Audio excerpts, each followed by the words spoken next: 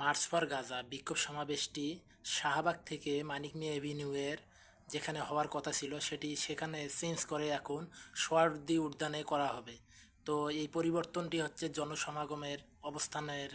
এবং যেন তারা সেখানে সুষ্ঠুভাবে অবস্থান করতে পারে সেজন্যই এই পরিবর্তনটি করা হয়েছে। তো আপনারা সকলে বিকাল 3 ঘটিকায় 12 এপ্রিল এই মার্চ ফর গাজা জনসমাগমটি সফল করার জন্য সকলে উপস্থিত থাকবেন। এই জনসমাগমটি করা হচ্ছে আমাদের ফিলিস্তিনি মুসলিম ভাই বোনদের প্রতি যে অত্যাচার এবং করা হচ্ছে ইসরায়েলিরা যেন বন্ধ করা হয় এবং আর যেন কোনো মুসলিম ভাই বোনকে হত্যা করা না হয় এবং ইসরায়েলিরা যেন আর কোনো তাদের দুঃসাহস না দেখায় এবং সকল মুসলিম কান্ট্রি যত দেশ আছে তারা যেন সবাই একতাবদ্ধ হয়ে ইসরায়েলিদের প্রতি তাদের মুসলমানের ওপর যে অত্যাচার তার জন্য বন্ধ করার এই দুঃসাহস তারা যেন না দেখায়, এজন্যই এই জনসমাগমটির আয়োজন করা হয়। এই জনসমাগমটির মধ্যে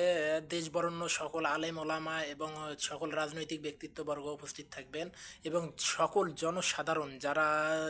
মুসলিম বা ইসলামকে ভালোবাসে এবং ফিলিস্তিনি মুসলমানদের উপর এই অত্যাচারকে দেখে যারা দুঃখ পায় তাদের সকলকেই উপস্থিত থাকার জন্য বলা হয়েছে এবং